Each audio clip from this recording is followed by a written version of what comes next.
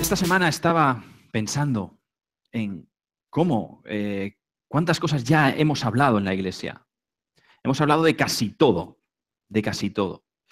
Y el Señor me decía, hemos hablado de tantas cosas y ayer en la reunión que tuvimos con el pastor me lo confirmaba. ¿Y cuántas hemos puesto en práctica? ¿Cuántas hemos puesto en práctica? Eso ya cada uno sabe, pero yo sé que no hemos puesto ni la cuarta parte de lo que hemos hablado aquí. Y eso es lo que no puede ocurrir. Así que el Señor me decía, vamos a la esencia. Porque la esencia es donde se encuentra lo que yo quiero que entendáis.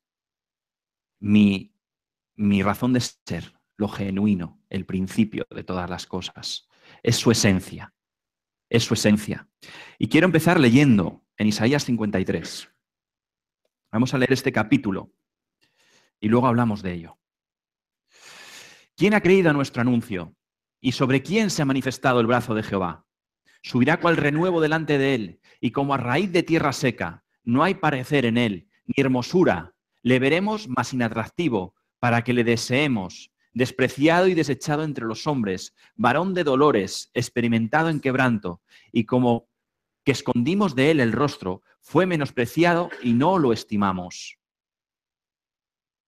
Ciertamente llevó él nuestras enfermedades y sufrió nuestros dolores, y nosotros le tuvimos por azotado, por herido de Dios y abatido. Mas él herido fue por nuestras rebeliones, molido por nuestros pecados. El castigo de nuestra paz fue sobre él, y por su llaga fuimos nosotros curados.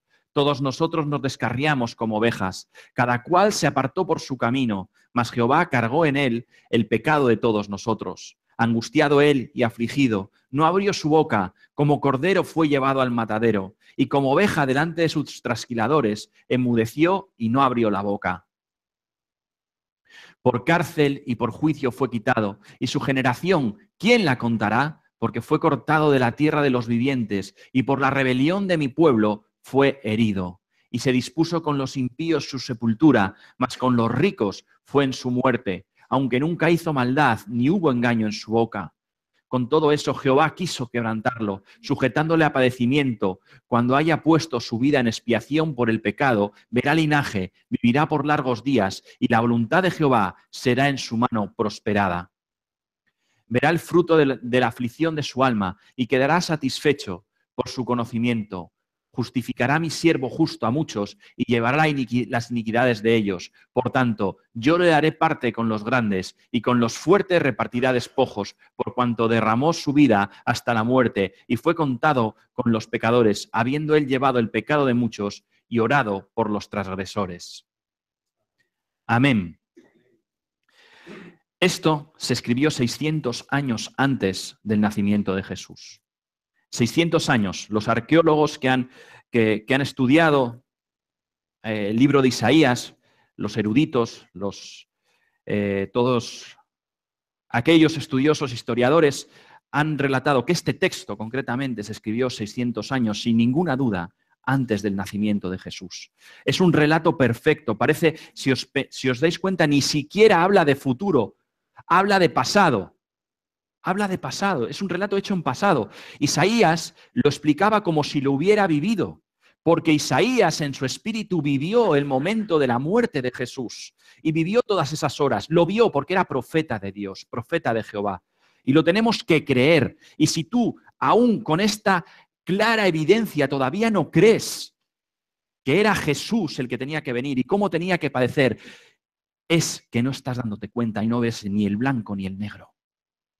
Pero sabes, muchos en el tiempo de Jesús ni siquiera se dieron cuenta.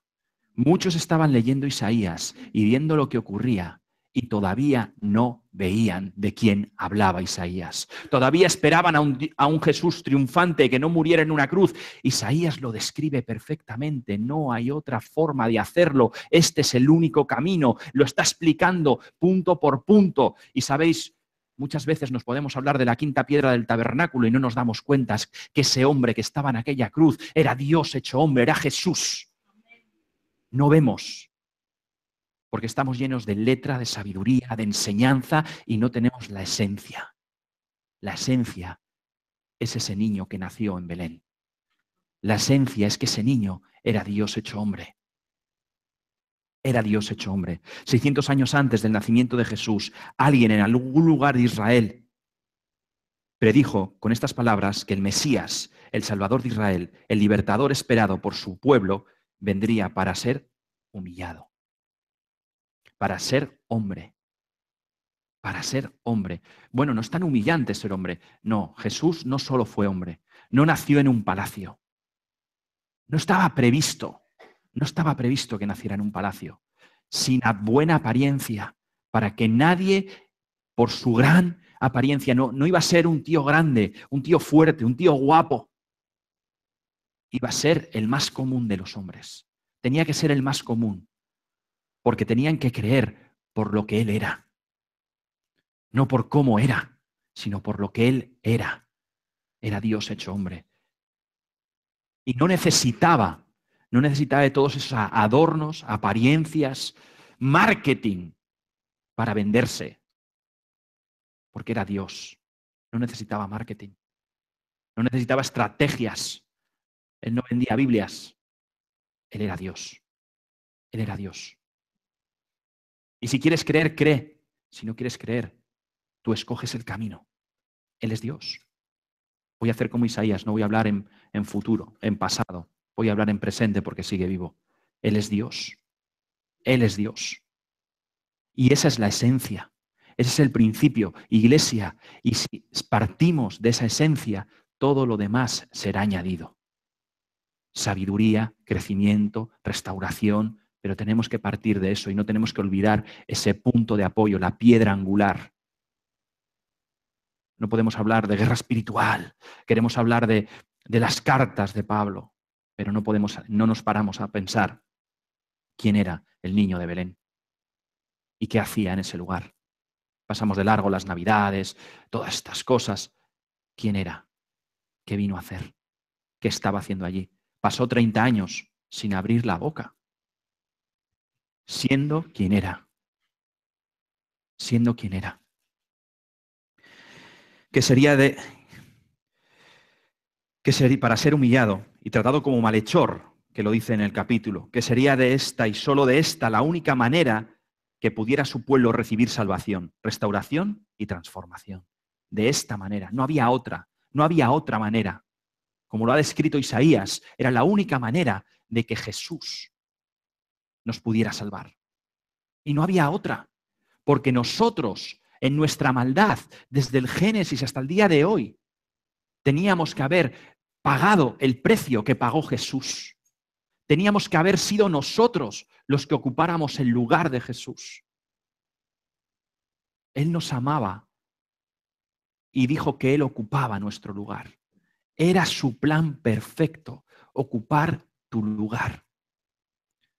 Hoy en día lo puedes seguir viendo, la crueldad del hombre, el daño del hombre. El corazón del hombre sigue siendo duro, egoísta, corrupto, piensa en él, se goza de la maldad.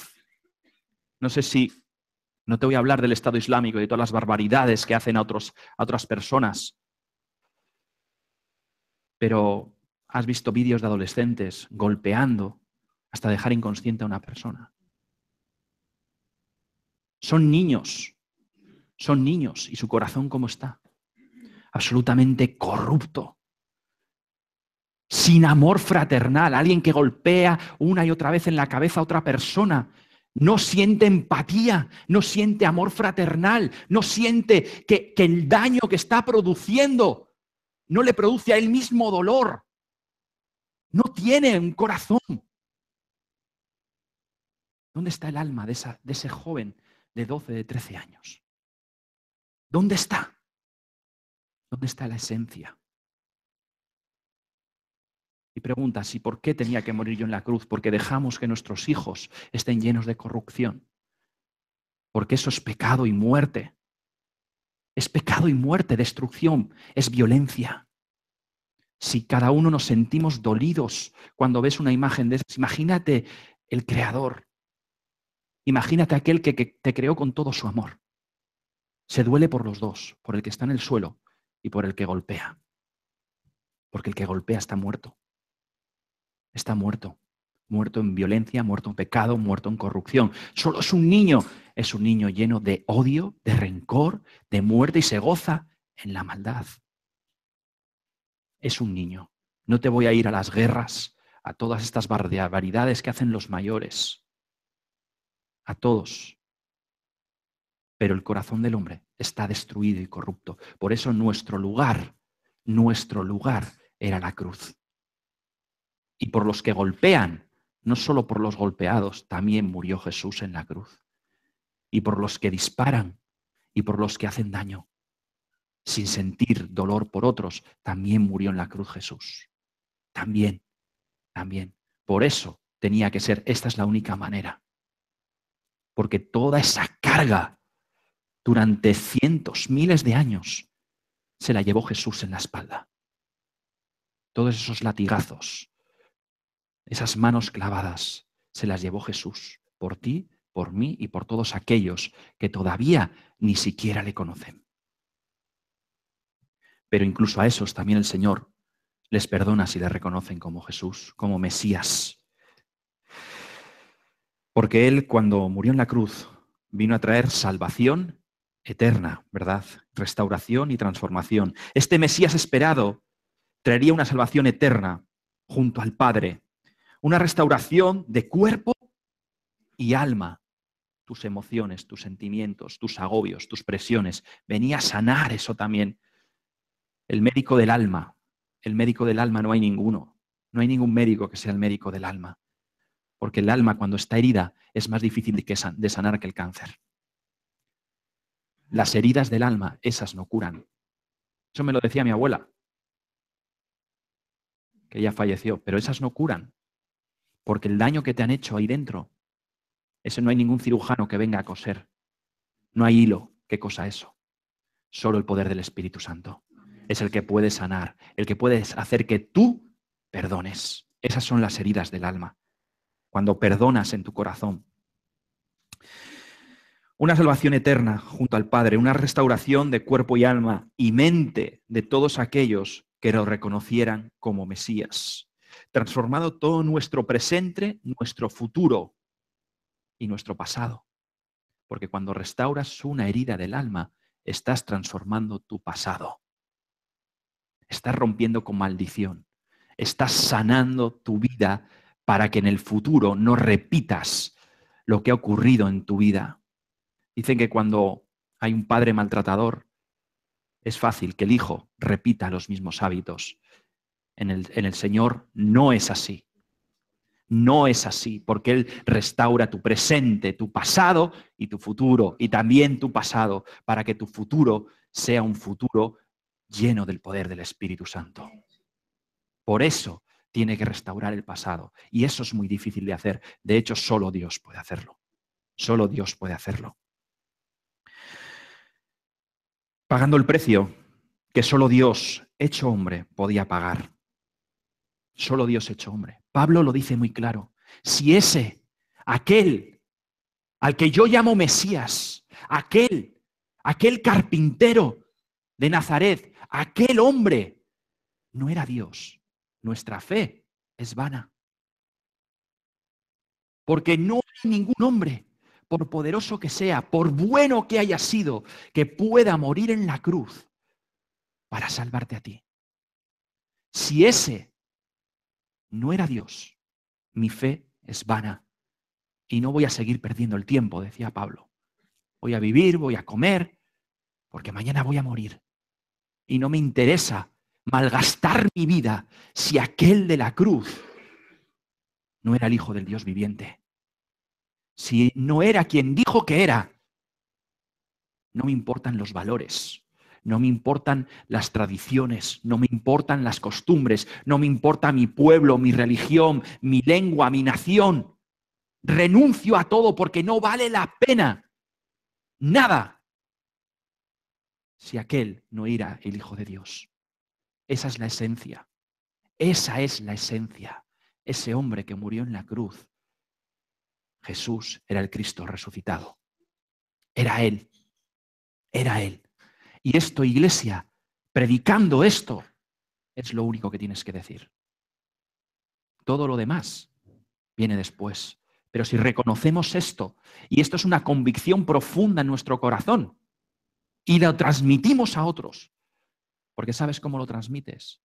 Porque estás agradecido, porque tienes esperanza, porque sabes quién era Él y transmites lo que era Él.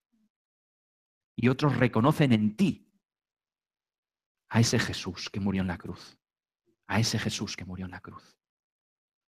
Porque tú eres sensible, porque tú te dueles del daño y no te gozas, porque tú tienes empatía con los que sufren, porque tú sabes que la justicia es la justicia divina y crees en esa justicia y esos valores te han transformado, pero solo porque Él era Dios hecho hombre. Te han transformado. En Juan 1, del 1 al 18, lo podemos leer. En el principio era el Verbo, y el Verbo era con Dios, y el Verbo era Dios. Este era en el principio con Dios. Todas las cosas por Él fueron hechas, y sin Él nada de lo que ha sido hecho fue hecho. En Él estaba la vida, y la vida era la luz de los hombres. La luz en las tinieblas resplandece, y las tinieblas no prevalecieron contra ella. Hubo un hombre enviado de Dios, el cual se llamaba Juan. Este vino por testimonio, para que diese testimonio de la luz, a fin de que todos creyesen por él. No era él la luz, sino para que diese testimonio de la luz. Aquella luz verdadera que alumbra a todo hombre venía. En el mundo estaba, y en el mundo por él fue hecho, pero el mundo no le conoció. A lo suyo vino, y los suyos no le recibieron. Mas a todos los que le recibieron, a los que creen en su nombre, les dio potestad de ser hechos hijos de Dios, los cuales no son engendrados de sangre, ni de voluntad de carne, ni de voluntad de varón, sino de Dios. Y aquel Verbo fue hecho carne y habitó entre nosotros, y vimos su gloria, gloria como del unigénito del Padre, lleno de gracia y de verdad. Juan dio testimonio de él y clamó diciendo: este es de quien yo decía, el que viene después de mí, es antes de mí, porque era primero que yo. Porque de su plenitud tomaron todos gracia sobre gracia, pues la ley por medio de Moisés fue dada, pero la gracia y la verdad vinieron por medio de Jesucristo. A Dios nadie le vio jamás. El unigénito Hijo que está en el seno del Padre, Él le ha dado a conocer. El que era desde el principio, ese Verbo, era Dios. Ese Verbo era Jesús. Ese es la luz. Ese es la luz. Y en ese momento, después de haber leído Isaías, después de haber visto lo que dice Isaías, Juan tuvo que decir: este que está aquí, este del que hablamos, era el Dios de Isaías. Era aquel que tenía que sufrir, aquel que tenía que pagar el precio, aquel que tenía que morir, aquel que tenía que ser humillado, aquel que lo ha hecho ya, que es Jesús. Ese es del que hablamos. ¿No os dais cuenta? No es Juan, no soy yo, no es ninguno. ¿Sabes? Tenía que aclararlo porque dice: ¿cómo va a tener autoridad un hombre de tan solo 33 años? Fíjate que obtusos. Los judíos decían: no, Juan era mayor que él, solo porque su edad era mayor. Porque hay costumbre entre los judíos, no puede haber un joven que pase por encima de un anciano. Y con esta tontería decían: no puede ser, aquí hay algo que falla. Y Juan les decía: los que falláis sois vosotros. Estáis ciegos. Pero ¿cómo va a ser Dios? Dice: mira, Dios nadie le ha visto jamás, pero este es el Hijo de Dios hecho hombre. ¿No os dais cuenta que es la luz? ¿No os dais cuenta que ha cumplido letra por letra toda la profecía de la que vosotros estáis esperando y anhelando? ¿Hasta cuándo vais a estar ciegos? ¿Hasta cuándo vais a rechazar al Mesías? Han pasado 2000 años y lo siguen rechazando. Y siguen pensando que aquel que resucitó de los muertos no era el Mesías. Iglesia, reconoce quién es tu Dios. ¿En quién has creído? Porque no es poca cosa, porque no es algo pequeño, porque no es algo baladí.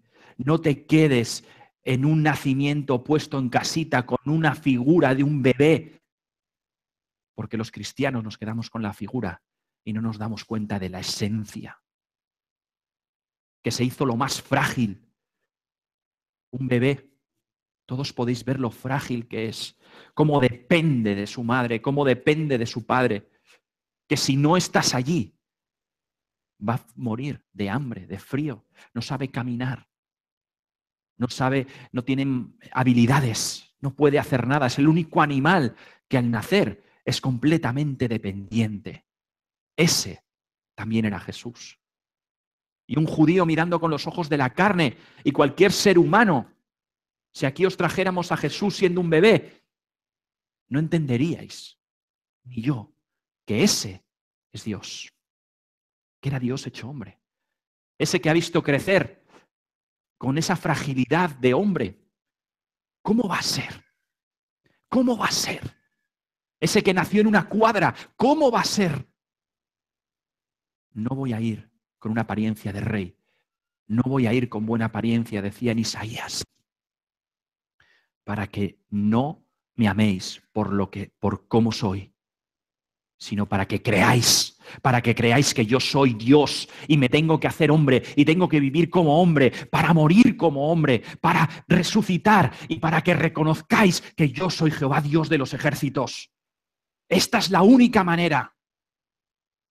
Esta es la única manera. O vuelvo como en el diluvio, o vengo ya con espada y empiezo a cortar cabezas. No, ese no era el plan de Dios. Ese era el plan de los hombres. Aquel que se pensaba, yo soy más santo que nadie, dice que venga Dios con espada de fuego en la mano y empieza a cortar cabezas. Pero Jesús, en su inmensa misericordia, dijo, yo tengo que ir a que corten mi cabeza por vosotros. Yo tengo que ir. Ese verbo se hizo carne y habitó entre nosotros, el que era desde el principio, aquel que siendo Dios se despojó de su divinidad y por eso no vino como un Dios, esperábamos, sino como un niño naciendo en una cuadra. Y esa es la clave. Debemos amarle no por su apariencia, decía Isaías, y no por su apariencia le hemos amado, porque eso sería normal. Debemos amarle precisamente por haberse humillado al extremo, por haber sido el más humilde de los hombres, porque siendo Dios decidió pagar el precio, jugarse su gloria a la ruleta rusa. Si hubiera fallado el plan de Dios, si hubiera fallado el plan de Dios. Por ti, lo hizo por ti. Se hizo como tú, para vencer a tus miedos, para conocer tu interior, para suplir tus necesidades, para entrar en tu corazón, para que pudieras mirarle a la cara y saber que Dios se hizo como tú para salvarte. Y este es el resumen de todo el Evangelio. No hay otro. Se hizo tú para sufrir, para que no tengas una excusa y nunca le puedas decir, tú qué sabrás, si tú en tu divinidad ahí estás bien. Pero tú conoces mis necesidades, pero tú conoces mis debilidades, pero tú conoces mi carne, pero tú sabes por lo que pasa mi mente, mi alma. Tú sabes lo que sufre mi corazón. El Dios te tiene que decir, sí, lo sé, porque yo he sido tú, porque yo he estado ahí y me he sometido a lo más duro, por lo que tú nunca pasarás, por lo que tú nunca pasarás. Yo tengo tu corazón. No solo eres imagen y semejanza mía, sino que he sido igual que tú. He pasado por todo lo que tú has pasado. No me puedes decir que no te conozco, que no sé por lo que pasas. No me puedes decir, es demasiado duro, Dios, porque yo sé lo que es demasiado duro. Porque Jesús no quería morir en la cruz, porque Jesús no quería sufrir. Era su final y él lo sabía. Tenía que pasar por aquel lugar y él no quería. Igual te crees que él, que ya desde niño sabía lo que iba a pasar, era algo agradable, era una copa amarga, porque aquello que había planificado para los hombres, lo tenía que pasar Él. La muerte la tenía que pasar Él, sin tener que hacerlo. No tenía por qué, no tenía por qué. Lo hizo porque nos amaba. No tenía ninguna razón, ningún motivo para hacerlo. El motivo eras tú. El motivo soy yo. Por eso tenemos que estar alegres, saber que Él lo hizo por cada uno de nosotros. Hechos 4:12.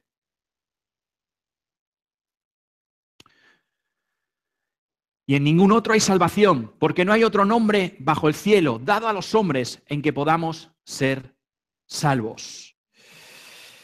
No hay otro nombre dado a los hombres. ¿Por qué? Por todo lo que hemos explicado. No hay otro nombre dado a los hombres y no me importa que te digan, mira, es que los cristianos os creéis en la posesión de la verdad. Yo no me creo en nada. No hay otro nombre dado a los hombres. No hay otro que haya muerto en la cruz por mí. Ni por ti, ni por nadie. No hay otro. ¿Dónde está? ¿Quién ha muerto por mí? ¿Quién ha resucitado? ¿Quién se hizo hombre? ¿Quién tomó mi carne? ¿Quién puso sus ojos en los míos y tomó mi corazón para luego morir en la cruz? ¿Quién? ¿Conocéis alguna religión? ¿Conocéis algún otro Dios? Ninguno. Ninguno. ¿Dónde están esos dioses? ¿Dónde están? Ninguno. No existe. No hay otro nombre dado a los hombres. Y si lo digo sabiendo que no me equivoco, en ningún otro hay salvación, porque ningún otro murió en la cruz por mí, porque ningún otro se metió en mi piel, porque ningún otro se humilló, porque ningún otro puede mostrar sus manos atravesadas, porque ningún otro ha derrotado al pecado y a la muerte, porque ningún otro ha resucitado, porque solo Jesús es el Mesías, el Cristo resucitado. Solo Él. Y no hay otra razón, no hay otro argumento, no hay otro valor, no hay nada. Hay poder de espíritus, hay poder en religiones, pero ninguna salva. Ni Alá, ni Buda, ni ningún otro Dios. Ni ningún otro Dios. No existe. No hay más Dios que Jehová, Dios de los ejércitos. Y Jesús era el Hijo del Dios viviente. Y como dijo Pablo, os lo repito, si ese no era Dios, da igual, pero resulta que sí que era. Que sí que era Dios, que ha resucitado y que está vivo. Que está vivo. Que era Dios. Que es Dios. Jesús es Dios. Y esta es la piedra angular de nuestra fe. Jesús es Dios. Esa es la piedra angular. Juan 20:31. Pero estas se han escrito, se refiere a las palabras, que creáis que Jesús, para que creáis que Jesús es el Cristo, el Hijo de Dios, y para que creyendo tengáis vida en su nombre. Mira, no hay ninguna finalidad. No deseo que os hagáis adeptos de ninguna religión. No deseo que me abonéis una cuota. No deseo tener poder. Dice Juan, lo único que deseo es que conozcáis que este del que hablo es Cristo. Que creáis que este es Jesús y que creyendo esto tengáis vida en su nombre. Es el final, la finalidad de esto. Que no hay nada en mí, ningún interés, que me voy a morir, que si yo solo lo hago. Porque ¿cómo me voy a callar? ¿Cómo me voy a callar escuchando tantas barbaridades? ¿Cómo me voy a callar si a cada uno que viene y os cuenta una historia os vais a derecha y a izquierda? Lo voy a escribir para que siempre lo tengáis en cuenta. ¿Qué hizo este hombre? ¿Quién era este hombre? ¿Por qué lo hizo? Dice, no hay otra finalidad en mis palabras que creáis en Jesús. Y que Él era el Hijo de Dios, Cristo resucitado. Podemos seguir esperando como los judíos. Algunos dicen, bueno, algo tiene que haber. Algo tiene que haber. No sé, yo tampoco me voy a decantar. Yo qué sé, hay tantas filosofías, tantas religiones, tantas historias, cada día más. Entonces yo voy a estar esperando. Si los judíos llevan 6.000 años esperando, van a estar equivocados también, ¿no? Pues yo sigo esperando. Podemos decir que todas las religiones, que todos los dioses son iguales. Sí, esto es todo igual, es un sacacuartos. Es para tener a la gente controlada, eso lo oiréis mucho. Los curas querían tener a la gente controlada, querían el poder, y los musulmanes hacen lo mismo, es por tener a la gente controlada. Todos son iguales. Que no hay más Dios que el dinero. Dice, tú puedes creer en lo que quieras, pero el que tiene aquí, ese no tiene ningún problema. Ese es el único Dios. ¿Y la gente por qué mata? Por dinero. ¿Y la gente por qué es capaz de hacer cualquier cosa? Por dinero. Tú dile a uno, 1 millón de euros, y a que dejas de hablarle a tu mejor amigo. ¿Cuántos? ¿Cuántos? Jesús murió en una cruz y no lo hizo por dinero. Porque el dinero se va a quedar aquí. Y esto es una parte muy pequeña. A partir de entonces vas a empezar a vivir eternamente. Y allí no hay dinero que te valga. ¿No hay más Dios que el dinero? Pues tienes un buen camino. Que todos son cuentos, que todos mienten, también dicen estas cosas. O lo mejor de todo, que todos son el mismo. Bueno, yo voy a esta iglesia. Yo le pongo una virgen a San Judas Tadeo, otra a San Antonio y otra a la Virgen. Y bueno, a mí los musulmanes me parece que tienen un... ¡Uy, que cómo se ponen a cantar! Allí, a mí me gusta. He ido y palabras muy buenas. Le oyes hablar a ese hombre y qué bien habla. Bueno, y vosotros también, ¿eh? Vosotros también, ¿eh? Menudos predicadores. ¡Uy, qué bien, qué bonito es todo! Si todos es el mismo, ¿qué más te da que yo vaya a esta, aquella, o me ponga mirando para la Meca? Si Alá, Dios, Jesús, Buda, si todos decían buenas cosas, si todos tenían buenos valores, si todos son el mismo, al final es lo mismo todo. ¿No habéis oído esto? Pues es mentira. Solo hay un nombre dado a los hombres. Solo hay un nombre. Y no me equivoco, Jesús. Es el único nombre dado a los hombres. Porque ninguno, porque Alá ni siquiera se hizo carne. Porque ningún otro bajó aquí y se humilló siendo un niño dependiente para luego morir en la cruz. Ninguno lo hizo. Por eso solo hay un nombre dado a los hombres. Por eso es el único que ha resucitado. Da igual los valores. Y sí importa a quién sigues. Y sí importa a quién le pones las velas. Las velas las puedes quitar. Todas. Jesús es el único redentor.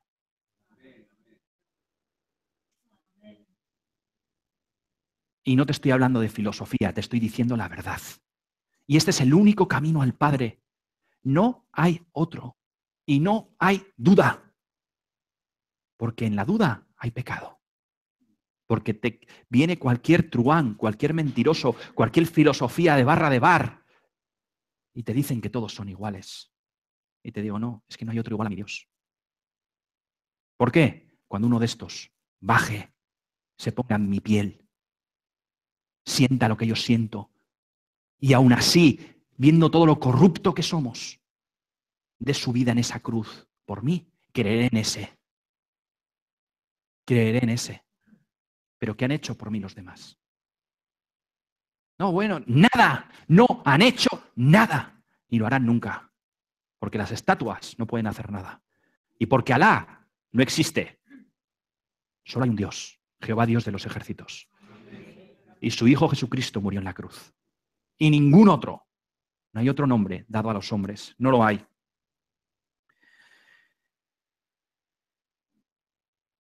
Juan 8, 31 al 47. Y estos, de los que vamos a hablar ahora, eran los eruditos. Estos eran los que conocían la Escritura. Estos eran los que cada día leían a Isaías. Y estos no reconocieron a Jesús cuando lo tenían delante. Dijo entonces Jesús a los judíos que habían creído en él: si vosotros permaneceréis en mi palabra, seréis verdaderamente mis discípulos y conoceréis la verdad y la verdad os hará libres. Les respondieron: linaje de Abraham somos y jamás hemos sido esclavos de nadie. ¿Cómo dices tú seréis libres? Jesús les respondió: de cierto os digo que todo aquel que hace pecado, esclavos del pecado. Y el esclavo no queda en la casa para siempre, el Hijo sí queda para siempre. Así que si el Hijo os libertare, seréis verdaderamente libres. Sé que sois descendientes de Abraham, pero procuráis matarme, porque mi palabra no haya cabida en vosotros. Yo hablo lo que he visto cerca del Padre, y vosotros hacéis lo que habéis oído cerca de vuestro Padre. Respondieron y le dijeron, nuestro padre es Abraham. Jesús les dijo, si fueseis hijos de Abraham, las obras de Abraham haríais. Pero ahora procuráis matarme a mí, hombre que os ha hablado la verdad, la cual he oído de Dios. ¿No hizo esto Abraham? Vosotros hacéis las obras de vuestro padre. Entonces le dijeron, nosotros no somos nacidos de fornicación. Un padre tenemos que es Dios.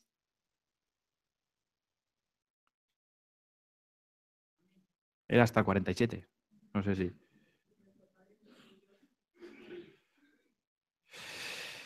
Bueno, pues lo busco yo.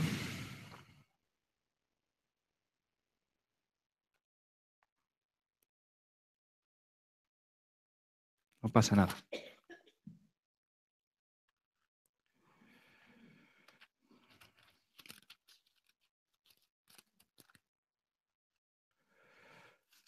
Se me ha escapado Juan aquí.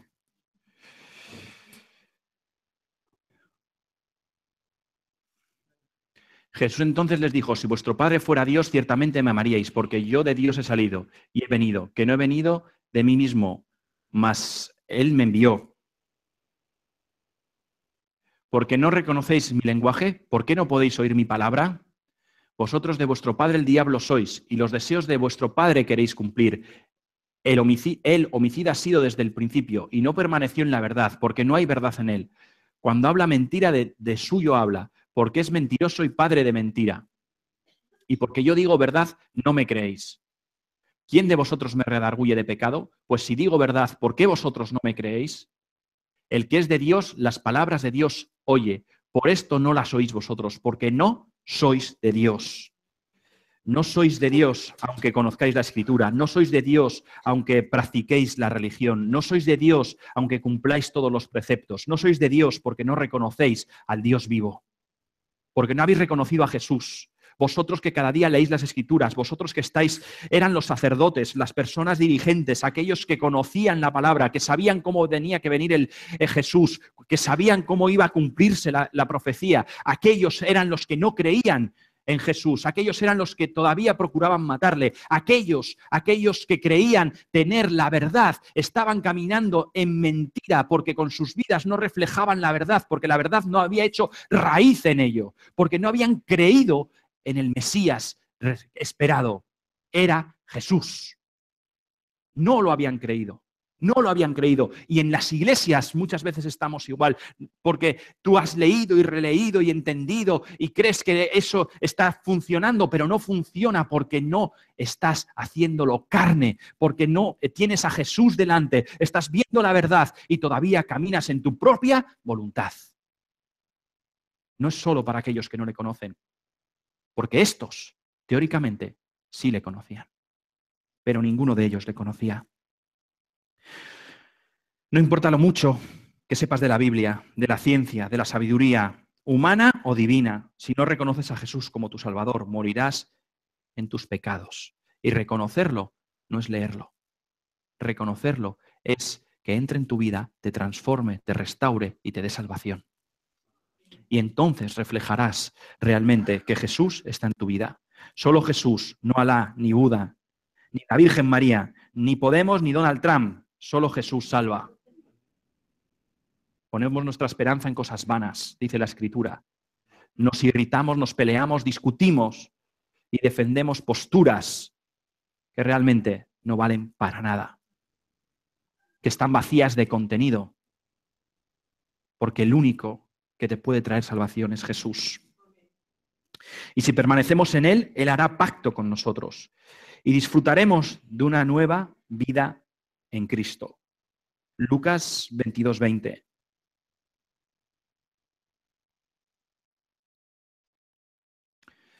De igual manera, después que hubo cenado, tomó la copa diciendo, esta copa es el nuevo pacto en mi sangre, que por vosotros es derramada. Nosotros lo leemos a menudo cuando vamos a compartir el pan y el vino. ¿Pero entiendes lo que estás haciendo? Hubo un pacto anterior, hubo un pacto que Dios hizo con el hombre cuando Noé paró con el arca. Aquel arco que se vio en el cielo, aquel arco iris, era un pacto. Dijo, eso es un pacto. Nunca volveré a destruir la tierra. Nunca llenaré de agua otra vez toda la tierra. Hago pacto contigo. Hago pacto con la tierra. Ese era el primer pacto.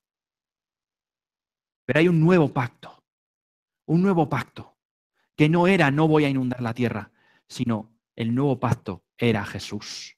El nuevo pacto era Jesús. El nuevo pacto era su sangre derramada por cada uno de nosotros. Él selló ese pacto con su sangre. Esa fue la tinta que selló el pacto, que tú vas a ser salvo por medio de su sangre, muerte en la cruz y resurrección. Ese es el pacto que ha hecho contigo. Y Él no falla. Él nunca falla. Hebreos 12:24.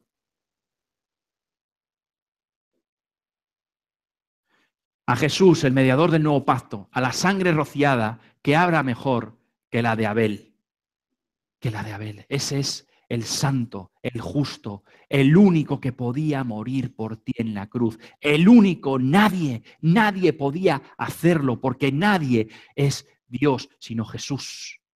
Nadie podía hacerlo y lo hizo. Cumplió su pacto. Él ha hecho pacto contigo. Ahora es tu pacto.